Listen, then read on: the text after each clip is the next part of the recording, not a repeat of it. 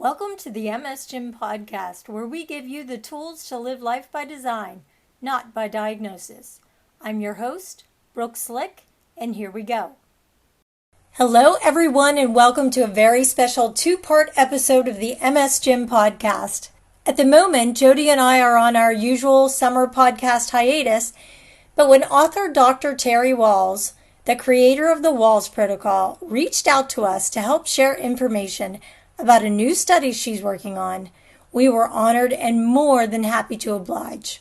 We both thought it'd be a perfect opportunity for us to host an episode together too. And of course, we couldn't wait to share the episodes with our listeners. So you might be thinking, who is Dr. Terry Wahls? What's the Wahls Protocol? Dr. Wahls is currently a clinical professor of medicine at the University of Iowa Carver College of Medicine in Iowa City, Iowa. There, she teaches internal medicine residents in their primary care clinics. She also does clinical research and has published over 60 peer-reviewed scientific abstracts and papers. What gives Dr. Wahls a unique perspective in her field is the fact that in 2003, she was diagnosed with relapsing remitting MS and quickly transitioned to secondary progressive MS a few short years later. At the time, she put her research-oriented brain to work and discovered that most MS treatments centered around drugs that were years away from being approved. Given that, she diverted her attention to the role of vitamins and supplements, which were readily available, in helping brain disorders as part of a treatment plan. She added to her research repertoire functional medicine, a biology-based approach that focuses on identifying and addressing the root cause of a disease. And from there, she started compiling a list of supplemental nutrients that would assist in brain health. Her aha moment came when she asked herself, what if she created a diet that would include those important brain nutrients, not from supplements, but from the foods that she ate? And the rest is Wahls Protocol history.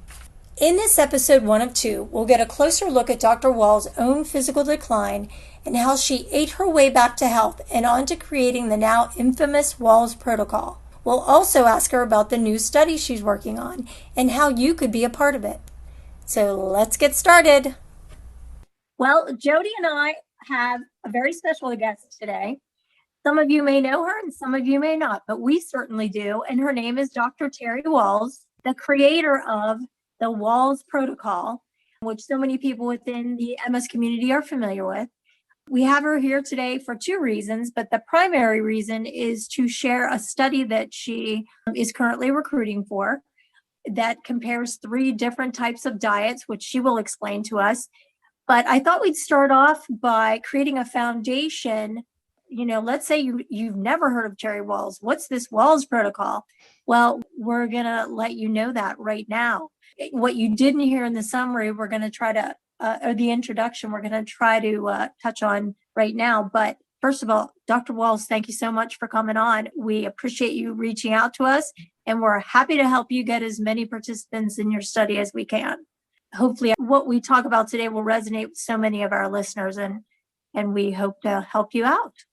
Excellent. Thank you so much. I think there's a lot of mutual love and understanding that diet and exercise are profound for anyone with MS or really any neurodegenerative disease.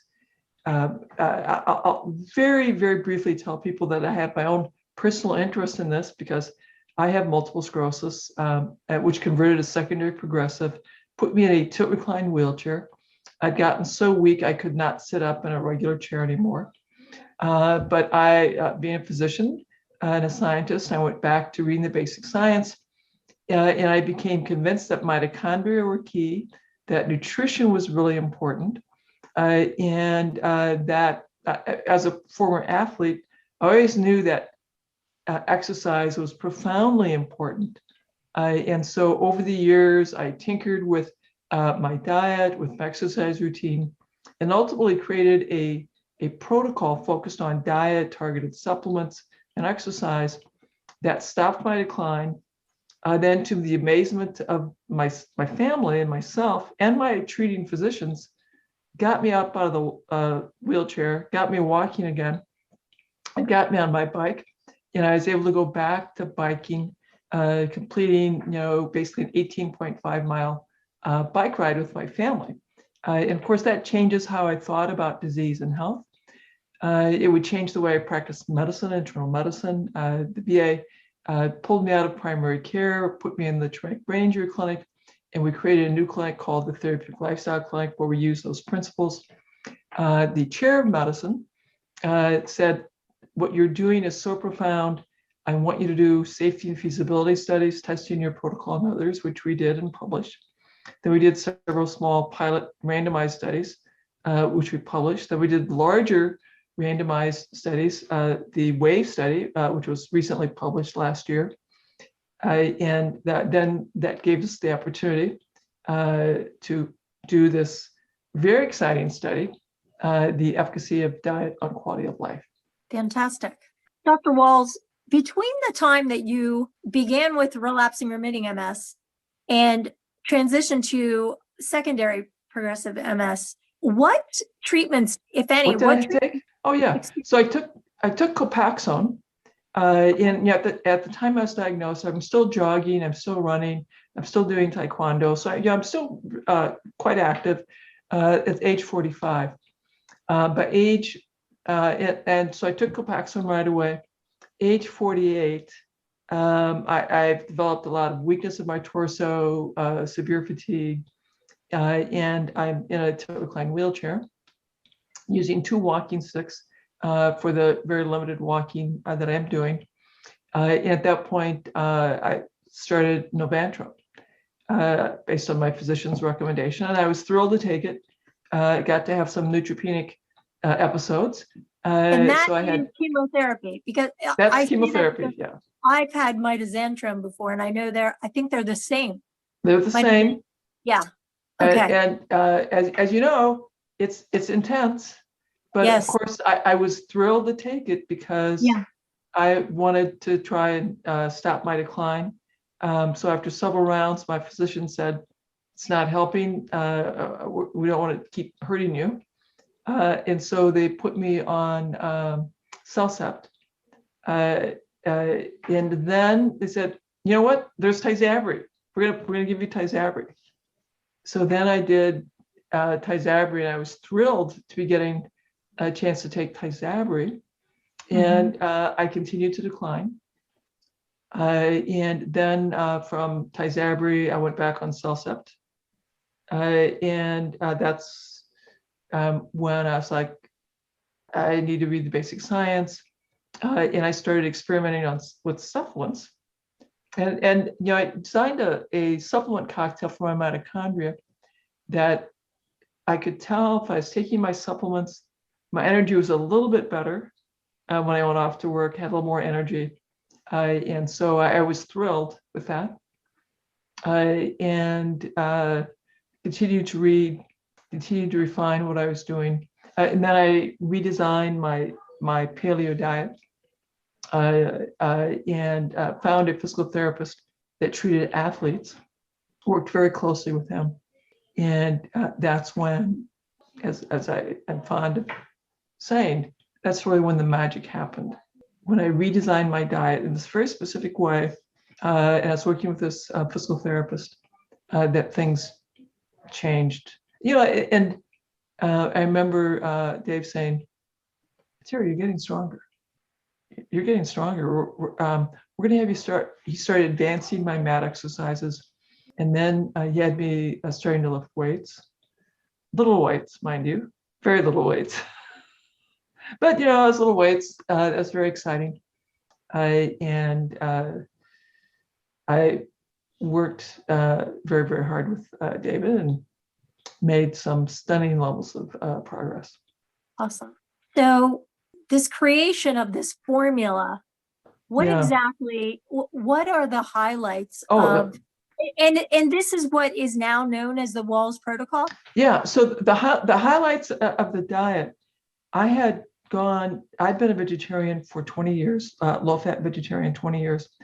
And my physicians at the Cleveland Clinic introduced me to the paleo diet. So I'd gone grain-free, legume-free, re-added meat again, And so that was a big change for me. And I did that 2 years after diagnosis, continued to decline. And then in 2007, I had the supplement cocktail that I was taking based on my review of the research and the things I'd read from the Institute for Functional Medicine, which is more of an integrative medicine approach. I had this aha moment, which I'm so embarrassed now that it took me this long to have this aha moment. It's like, what if I figure out these nutrients that I now know are really important for my brain cells, my mitochondria, where are they in the food? Where are they in the actual food? So that took me several more months to figure out. And so I had this list of foods that I needed to eat every week because these were the things that I had identified were really, really important. Started that December 26, 2007.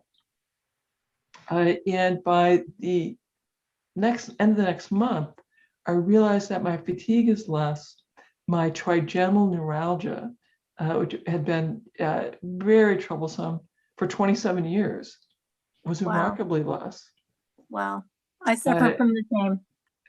And so, that's just really, really huge. And then in February, my physical therapist says, Terry, you're getting stronger. We're going to have you start lifting weights. And the other thing that was huge, I'd been sitting in a zero gravity chair at work and at home. I had been able to sit up in a regular chair to have my meals with my family for years. And I sat up. I felt strong enough that I could try sitting up at the table. So I was back to having my meals with my family. And then in March, it was probably the beginning of March, I had a letter that I wanted to mail. And rather than taking my wheelchair, and I had my walking sticks, for short distances. And I thought, I think I'm feeling pretty good. I'm going to go mail my letter. So I put the letter in my pocket, grabbed my walking sticks, and I walked the length of the hallway in the hospital. It's probably 400 feet. So it was a long haul.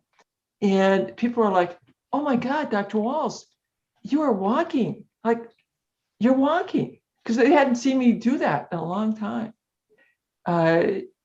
So that was remarkable. So now I'm sort of walking more, and I'm beginning to walk in the neighborhood with my spouse, and I am thinking, we loved riding bikes. I loved riding bikes. And so I was saying to Jackie, do you think I could try riding my bike again? Because, well, maybe in the fall, if things keep going well. And, a couple weeks later, it's Mother's Day. And I decide that I want to try riding my bike. So we have to have an emergency family meeting. My kids do not want me to ride that bike because, they're afraid. They don't want me to get hurt. But Jackie agrees that we can try. We get, I'm down by the curb. I'm on the bike, 1 foot on the curb, balancing. She tells my son, now you jog alongside the left. My daughter, you jog alongside the right. She's going to follow on her bike. We're all waiting for the all clear that there's no traffic, and Jack says, go. So we push off. That was a huge moment, eh? I bike around the block. My son is crying. He's 16, so he's crying. My daughter's crying. She's 13. My wife's crying. I'm crying. And of course, talking about that moment is still so emotional because it was at that moment that I understood that the current understanding of secondary progressive MS is incomplete. And who knows how much recovery might be possible. Right. So after that bike ride, I every day I'd ride my bike, I'd ride a little bit further. And then in October, we did an 18.5 mile bike ride with my family. Wow. And once again, when we cross the finish line, we're all crying. My Right. family's crying. I'm crying. And shortly after that my chief of medicine at the university said, what you have done is so remarkable. We need to see, write up a clear protocol for what you've done. And then we'll get you the mentors. I want you to do a safety and feasibility study to see if other people with progressive MS can do this complicated stuff that you're doing and what Right. happens. And that launched my career in clinical trials, because that was not the stuff I'd done before. I'd done secondary data analysis kind of research. So I had to get a lot of mentoring to do the stuff that I do now. But I'm like, oh my goodness, it is so rewarding. And then my clinical success, because going through this changes how I think about disease and health. In primary care, I started talking to people about why diet matters, why exercise matters. And I could have these conversations because I was staffing residents, and they would be like amazed that in 5 minutes, I could convince people to eat these radical things known as vegetables, and to get a step counter and begin moving. And Wow. then the residents could see, like, oh my God, it's working. That people are losing weight, energy's improving, blood pressure's improving, blood sugar's improving. And then I was in the traumatic brain injury clinic, and my colleagues were saying, well, there's nothing we can do. You're either going to get better or not. And I come in and say, oh my God, there's so much we can do to help your brain have the best chance at recovery. We got to fix your diet. We have to fix your sleep, and not with drugs, by the way. And we need to get you moving. And I get about half these guys and ladies to do this stuff, and you could tell that those people were recovering. Right. Those people still had their jobs in their families a year later. And so a couple years into this, my chief of medicine at the VA said, Terry, I want to take you out of primary care. And I thought maybe it was because the residents were being sort of confused, because here was this person who was teaching all this biochemistry that was really about broccoli and turmeric, as opposed to biochemistry about the drugs. But it's because they wanted me to run my own clinic. We called it the Therapeutic Lifestyle Clinic. And then I went back to the pain clinic, to specialty medicine and primary care, and said, give me your sickest people that you're not helping, but they need to know I'm not going to be using drugs, that this is a diet and lifestyle clinic. But we want people who have pain you can't address, and who have fatigue that you're not helping, and who have some brain fog that you're having difficulty with. Those are the symptoms that we'll help you with. So we had just a few at first. Do you consider it healing? Is this diet a healing diet? Yeah, what I convey in my presentations at the VA was, we're working on creating health for your patients. You will continue to treat the diseases of your patients. You're treating the disease. I'm teaching them how to create health and a healthier environment for their cells.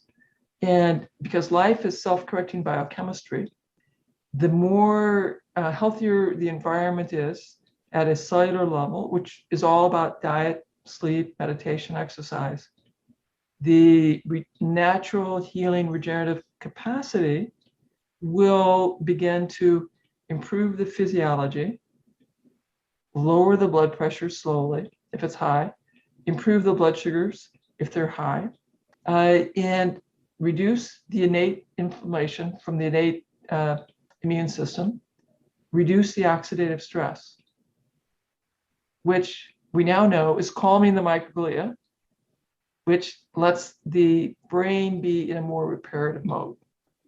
But we didn't know, and that we're fixing the microbiome. We didn't know that stuff back in 2011 when I'm doing all this stuff in my clinical practice, or when I'm doing this stuff in our clinical trials. We just knew that we had stunning work results with me, and really stunning results in our first safety and feasibility study. Then we started doing our small randomized studies that were also remarkably positive.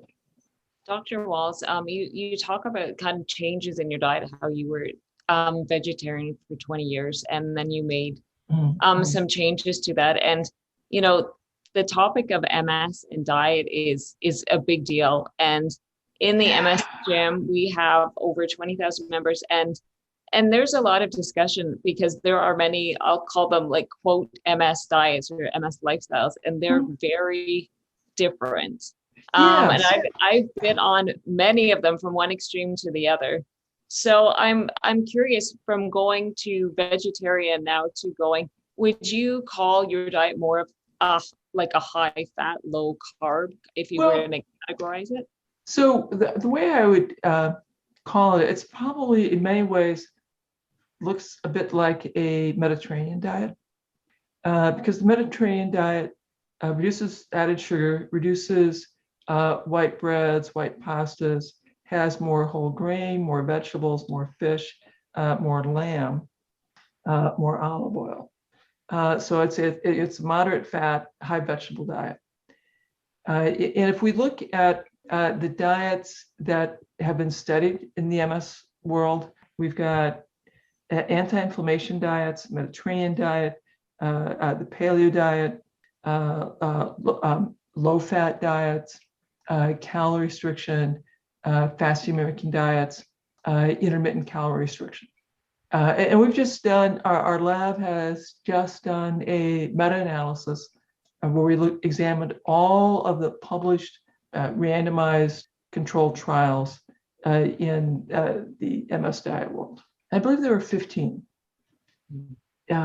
All of those intervention diets are superior to the usual care control, or so one thing we know is the standard American diet, pro-inflammatory, a lot of added sugar, a lot of white flour, is associated with worse outcome. Improving your diet is associated with better outcomes. Now, some of these diets have a higher, bigger impact, and I can't really tell you any more details until our paper gets published. I can sort of comment on what I see as the common themes among many of these diets. Getting rid of the added sugar, getting rid of the processed food, eating more vegetables, particularly the non-starchy vegetables.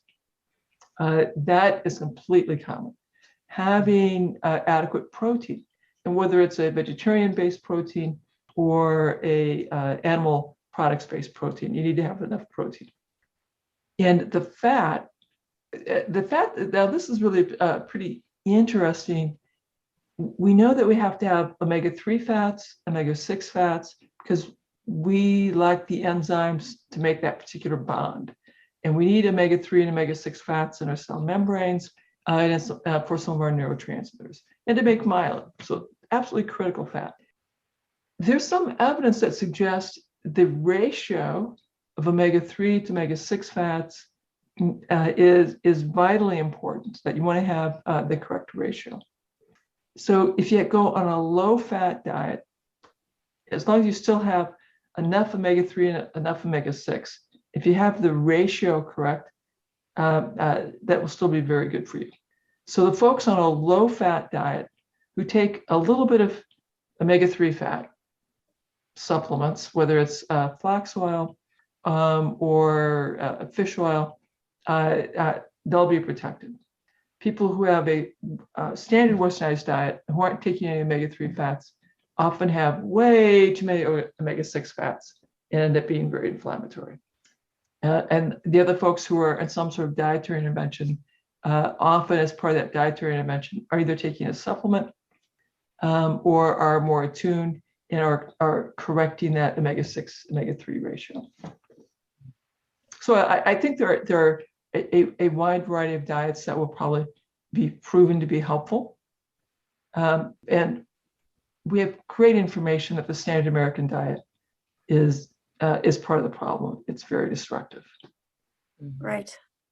How, I'm pretty sure, and if I'm wrong, correct me, nightshades are not part of the Wahls Yes. Protocol. Is that correct? Yeah. And So let me explain when I think about the Wahls Protocol, because I work at meeting people where they're at.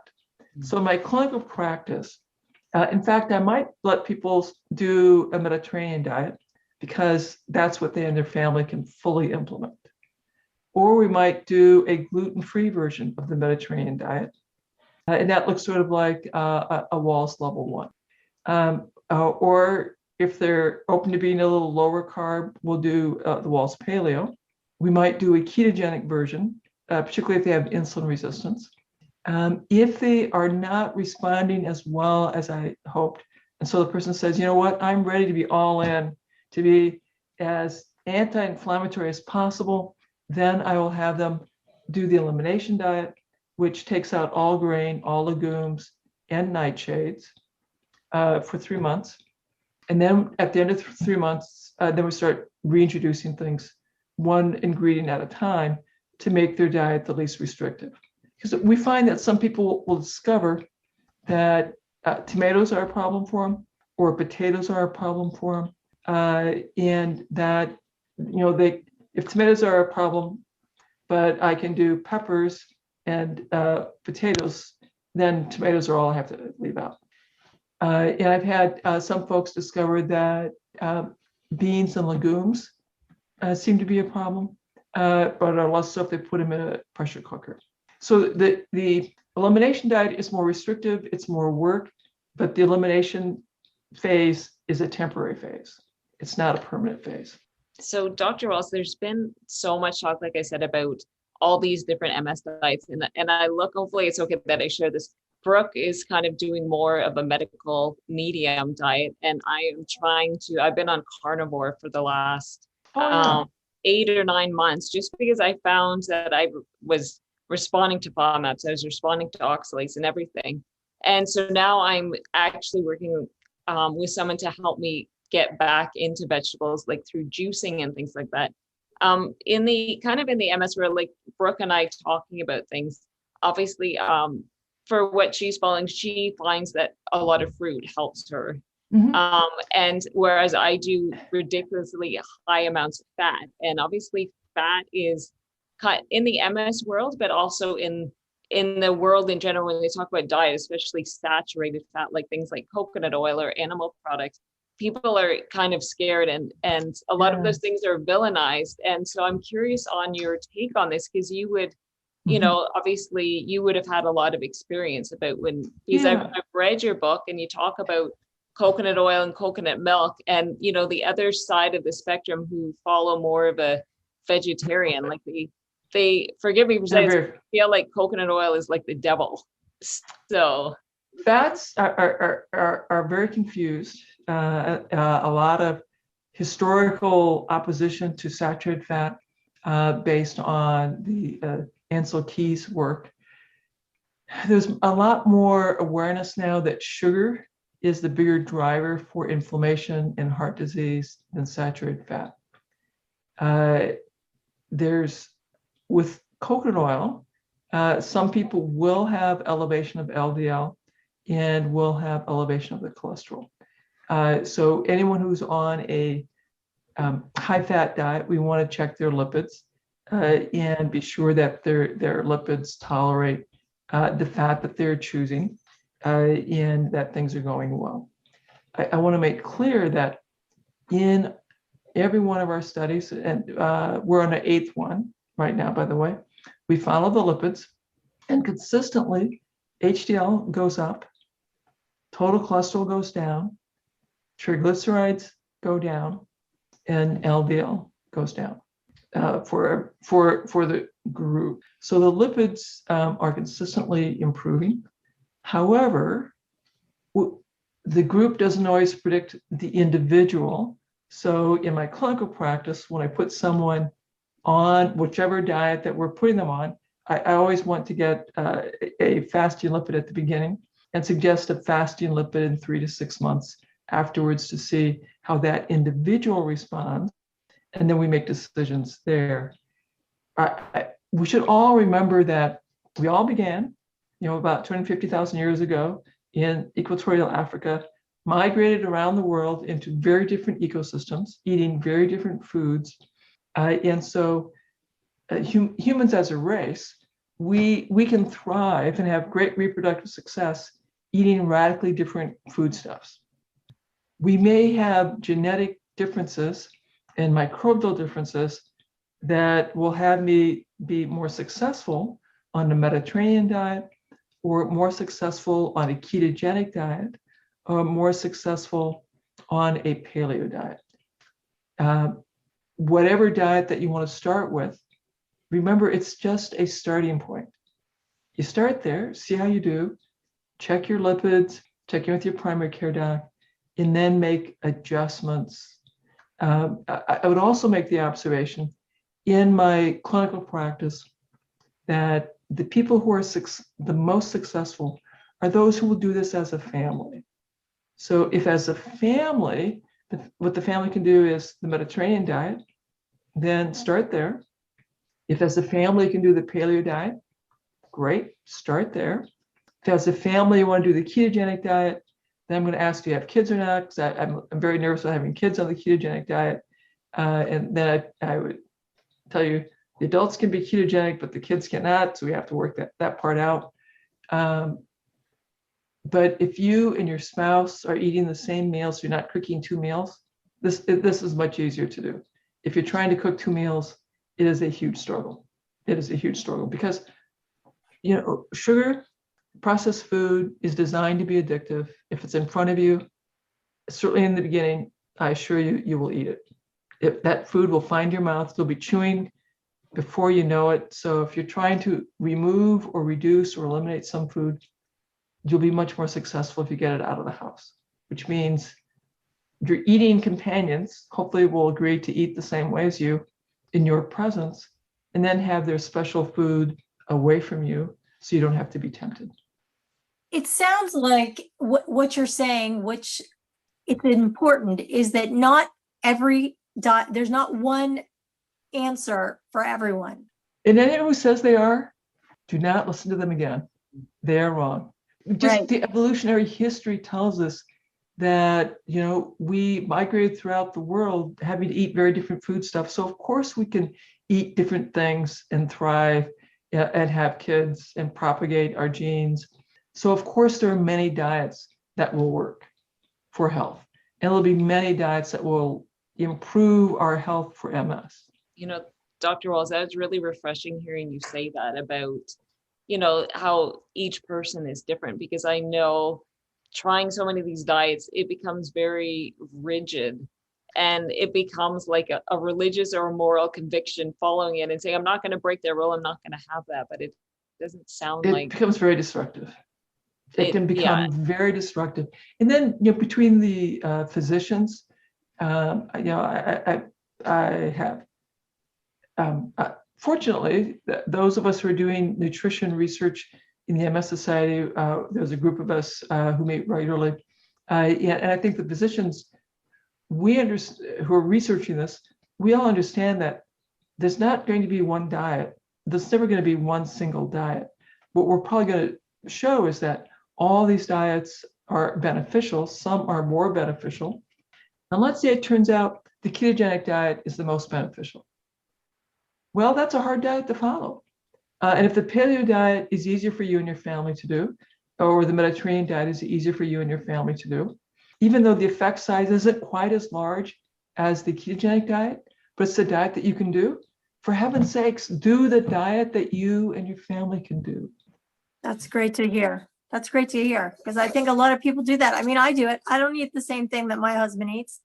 When our granddaughter is staying with us, we all eat 3 different things, and it gets exhausting. That's interesting that you say how much easier it would be if you can incorporate it with the whole thing. Right. So that's a huge goal I have clinically with all of my families, is how to get them to agree that at the table,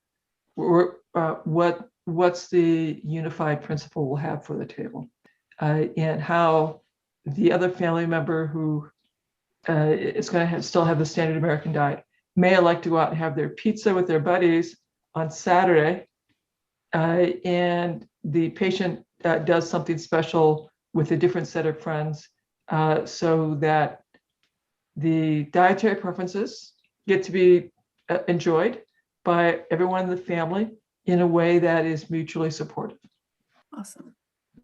So, Plus, it's nice to get dates with your friends. That can be really good for families, family relationships as well. so Dr. Wahls, let's get right to it with your study. That's why we're here. That's what we want to hear Yes. about. And you're currently recruiting, so of course we want to share that with our listeners. What is this study that you are recruiting Yes. for? Thanks for tuning in to part 1 of 2 of our interview with Dr. Terry Wahls. Please be sure to check out the links in the episode notes to Dr. Wahls' website page and books. Make sure to tune in next week when Jodi narrates episode number 2 and find out more about Dr. Wahls' study and how you can sign up to be a part of it. See you on the next episode.